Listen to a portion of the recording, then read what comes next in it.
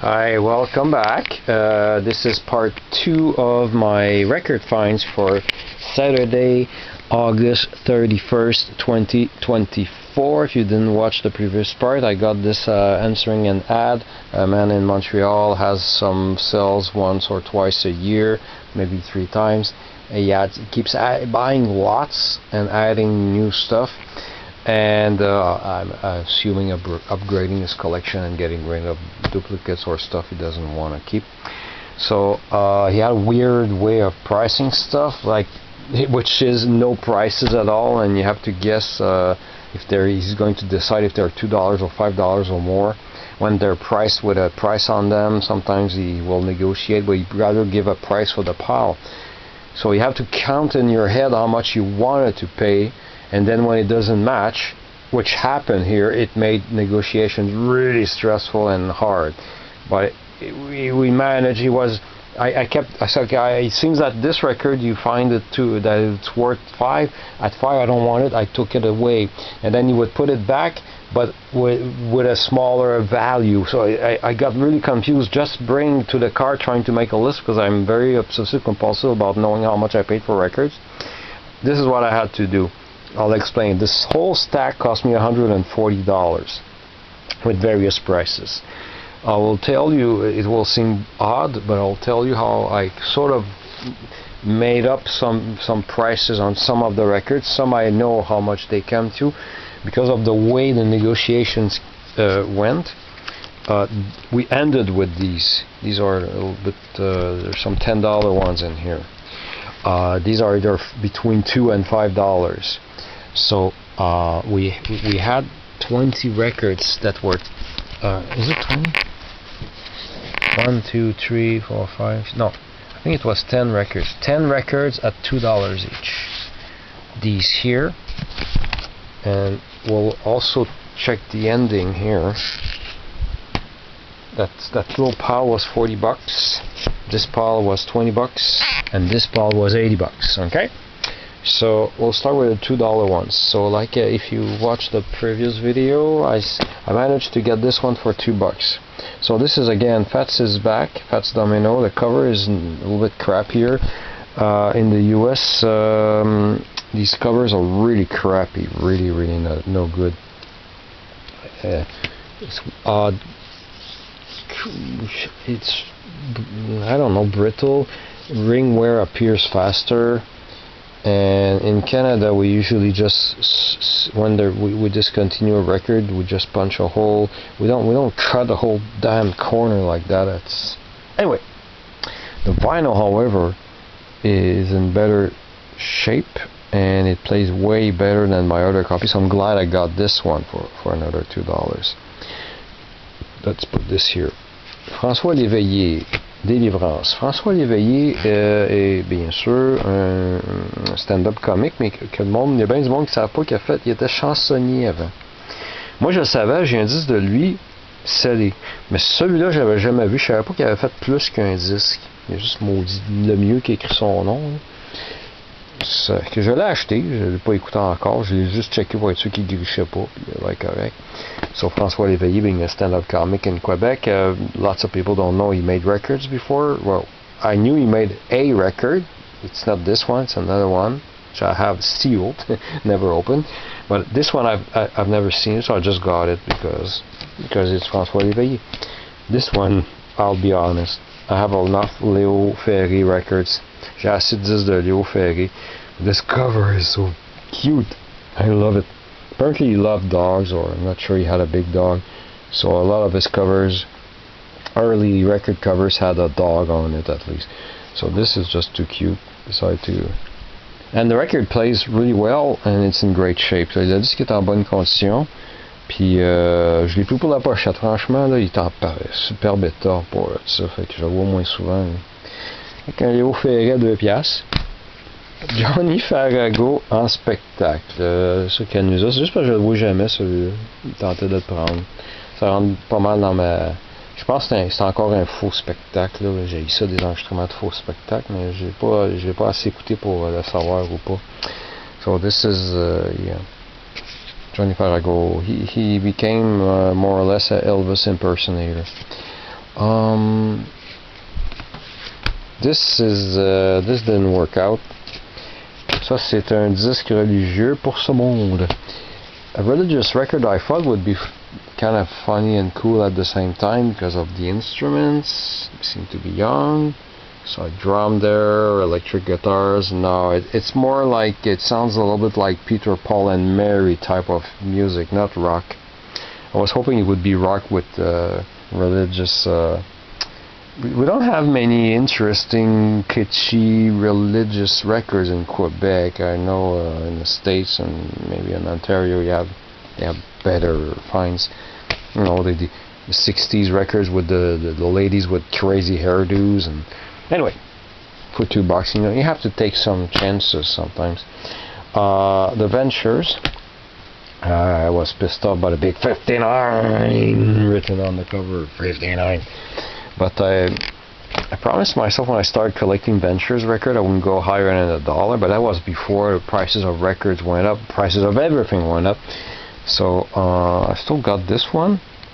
It was in great shape. Couldn't remember if I had it or not. I'm a little bit lost on my Ventures inventory, but I vaguely remember having this with a very, very bad condition sleeve that I picked up for cheap just because I thought that the image was cool. So this was either a record I didn't have or a necessary upgrade, although there's a big 59 on it. Plays well, but at this point I didn't know it played well. I'll come back to that later in another video, a video for the following day. Robert Courgois, mon île au cocotier, il griche malheureusement. Pierre Perret, lui je suis content, il joue très bien. J'ai vu un documentaire sur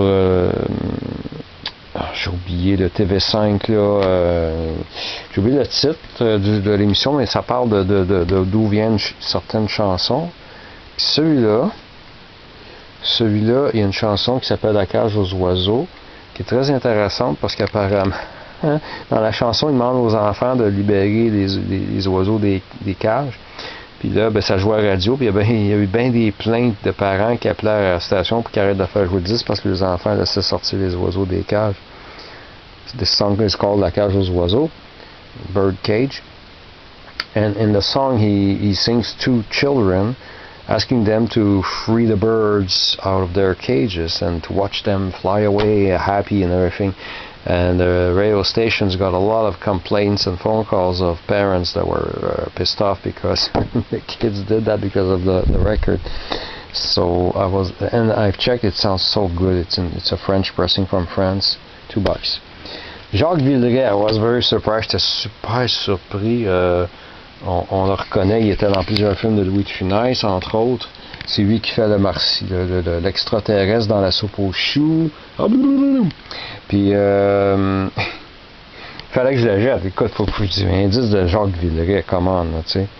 He's famous, funny actor who appeared in a lot of, several French movies. Well, he's a French actor, but in Louis de Funès movies, I remember him from La soupe aux choux. French pressing.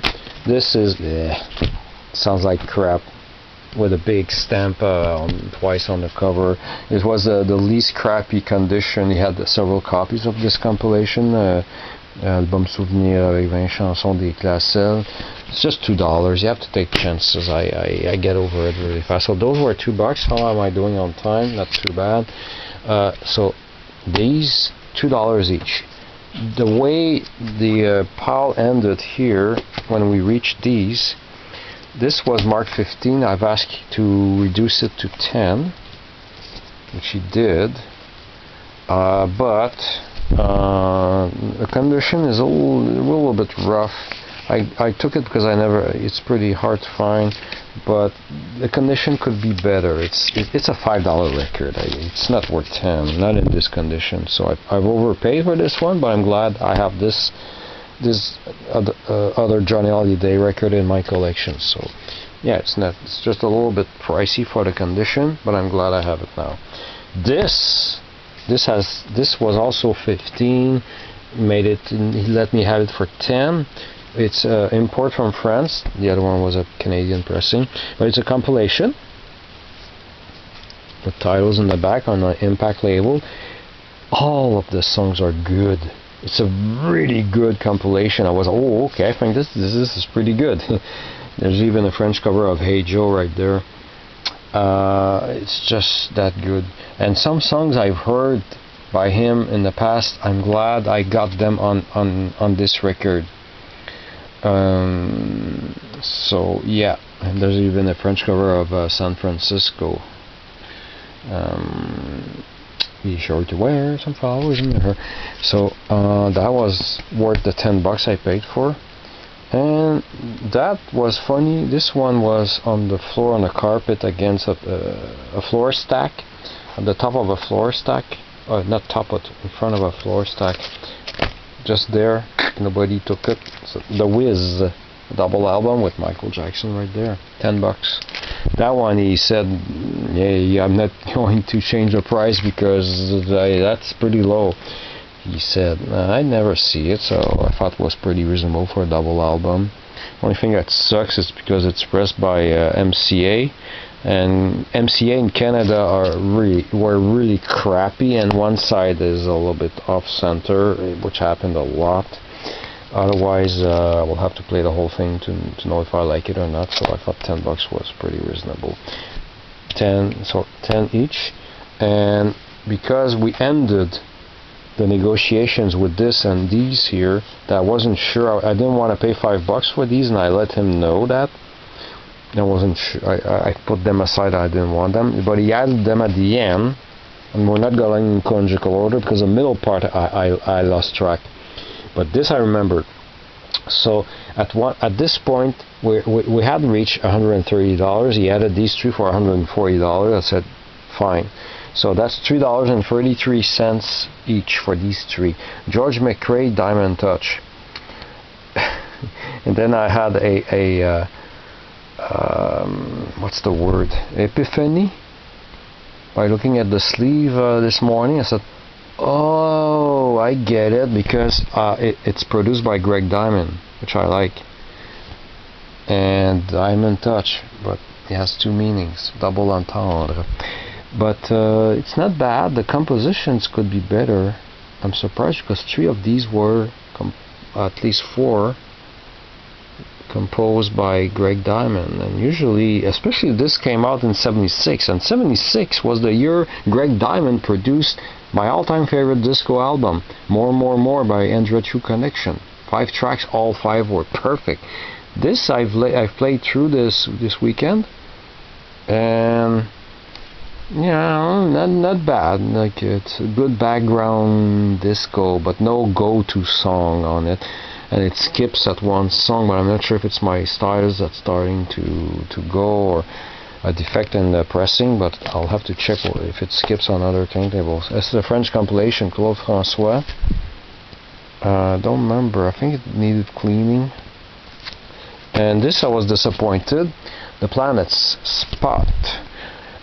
Because I had a 45 by the Planets called Iron for the Iron, with Mile High on the other side, and I love both songs. Can't remember how the album, where that came from in '79 was, but this album I was very disappointed.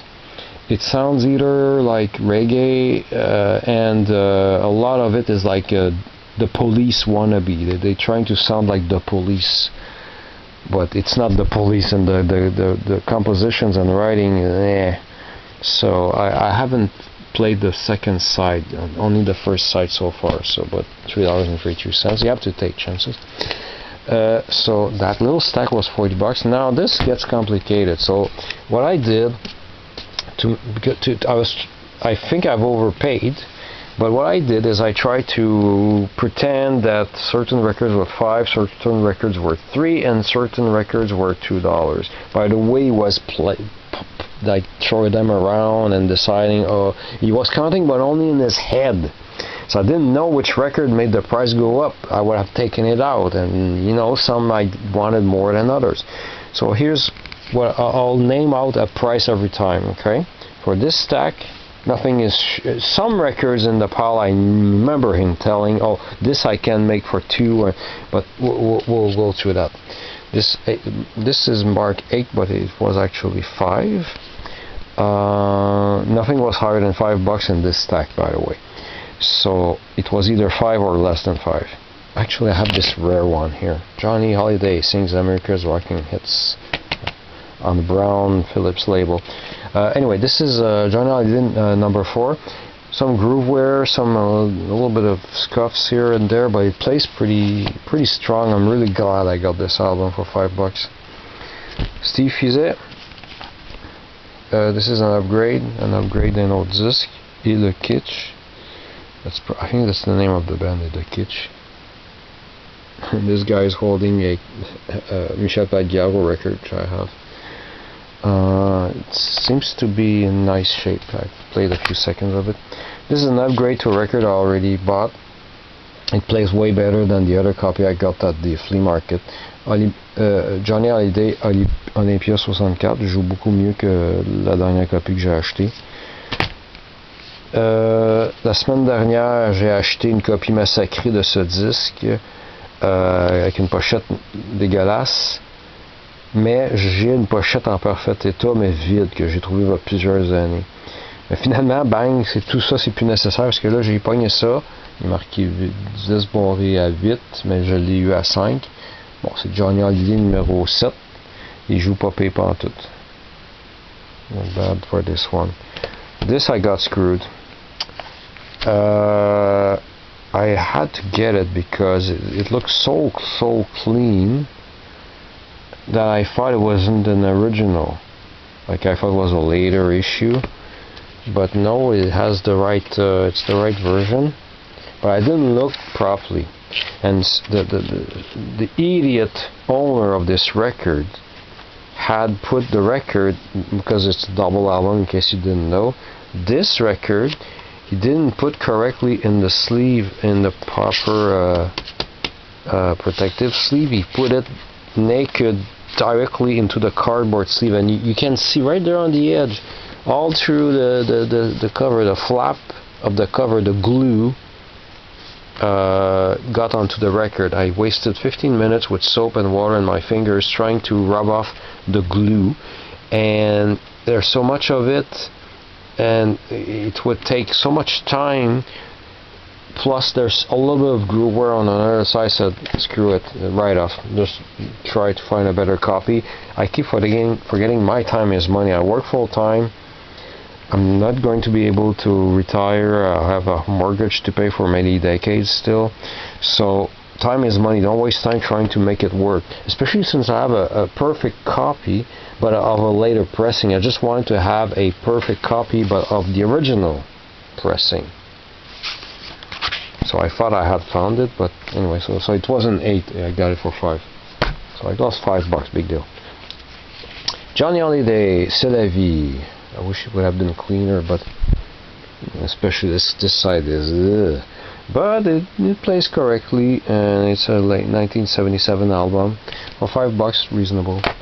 Elvis in the Man with some stupid number on this thing. This is a British compilation, and yeah, I've checked. It plays well. Some quality of the sound is like Viva Las Vegas at the very end of the side. I've heard better pressings of Viva Las Vegas on other records I have, but pretty happy for $5. This was not a good purchase. C'était pas un bon achat. Quel tempérament de feu de Sheila. Il joue pas parfaitement, un petit peu de grichage. C'est pas son meilleur disque. C'est plus un disque à 3$ que 5$. J'aurais peut-être dû le mettre de même pour dire 3$, mais j'ai décidé qu'il était 5$. Là. À date, on est tous dans des disques à 5$. Lui, j'ai été déçu. Il était marqué à 10$. Je l'ai eu à 5. Disque d'or des disques d'or de Michel Polnareff. Avec des paquets de hits. But the sound quality, la qualité du son est nulle. Je sais pas quel ruban qu'ils ont pris. Second generation copies of tape. The sound quality is not there. The record itself is in great shape. You still have the shrink wrap on it and everything. But yeah, so $5, not well spent.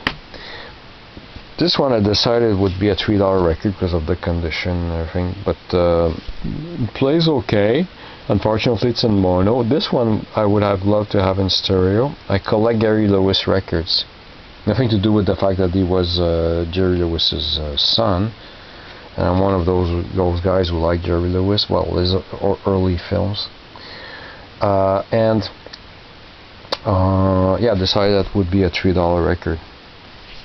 This diamond ring, I have this one. So $3 record. This was marked 10, but it was lowered to 5. Je l'ai pris parce qu'il est rare. Esther et Abby Ofarim chantent en français. J'ai jamais vu ce disque. Never seen this record before. It's hard to come by her record, so I decided to try it. It's in great shape, but I haven't played the whole thing yet. Of course, obviously, I bought 92 records in one weekend. $2 upside down means $2, and even at $2 I got screwed. I don't need another Rena Ketty record. J'ai pas besoin d'un autre album de Rena Ketty, mais j'aime ces compilations-là. Les pochettes sont intéressantes et tout. Les compilations qui sont sorties autour de 1976 plus ou moins, par Pathé, pressage français. Mais il griche un peu, une couple de défauts. Là, c'est 10 de Rena Ketty, j'avais pas besoin de ça. Didn't need this. Johnny Rock Volume 2, je l'ai pris parce qu'il est stéréo, mais malheureusement il y a un petit peu de distorsion. Pensant que j'avais besoin d'un upgrade, mais je me suis trompé, c'est Johnny Rock Volume 1 pour lequel j'ai besoin d'un upgrade, pas le Volume 2. Mais tu sais, quand tu te passes des heures à regarder des disques, tu fais des petites erreurs là même. C'est ça qui est arrivé. That's the one I need an upgrade for my stereo copy. I have a perfect mono copy, but it's hard to come by these Jenny Rock records in stereo. This was like that, I think, right? Or like this. Uh-oh, spaghetti-o. Well, I'll have to watch the video again and find out. This is I placed as a $2 record because I got this, although it's not perfect, and there's a little bit of this. I have a copy that the record is fine, but some jerk wrote his name with a big black Sharpie and ruined the picture. So I couldn't leave it there. I don't see it often. It's actually very good, and it's a real true live show. How much are we doing on time? 20. Ooh, okay, almost done. Chubby Checker in person. Don't Let Go right there is full of energy, especially with the crowd cheering and everything. It's my favorite version of Don't Let Go. It's really good. Get it just for that song. So actually, this copy that seemed to have a few scuffs and everything plays way better than it looks. So I'm glad I got this for $2. This I'm starting to think I already have. The cover looks familiar. On My Way by Al Bohannon, and yeah, it plays well. It doesn't sound to be like his best record. And like I said, I started when I was checking it. I was like, do I have this already? So I might have wasted $5 on this for nothing. But this I have a perfect copy because I bought it brand new, sealed, $3.99 liquidation sale in the early 80s. Just because I had the 45 of Car Wash, one of my first records, but very, very worn. So I said, yeah, I'll get the album. I'll get all two records for $3.99, and I'll get the song Car Wash in brand new condition. But it's a longer version, so I was so pissed off, and I just put it on the shelf and never played it again for 30-something years. Then I decided one day that I didn't know what to play on my computer. I decided to play the soundtrack to Car Wash. Not get the record from the basement. No. I just played it off YouTube. The whole damn album is really funky. I love it. It's one of the funkiest records I own. But my copy is perfect, so I'm afraid to wear it out. So to be able to just play it on vinyl, but on a regular Technics turntable without having to pull out my Linn Axis. I said the record, okay, it has grooveware, not grooveware but ringware, but the records are fine, they're perfectly fine. So I said, okay, now I have a second copy, a spare copy to wear. So I'm glad I got this for $5.